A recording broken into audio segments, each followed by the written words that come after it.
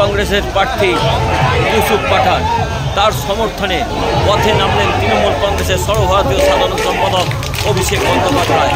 এই অজিত পারে তৃণমূল কংগ্রেসের এবারের বাজি অত্যন্ত রাজনৈতিকভাবে গুরুত্বপূর্ণ, কারণ 1996 সাল থেকে এই আসনে বারবার জিতে এসেছেন কংগ্রেস প্রার্থী অধীর চৌধুরী।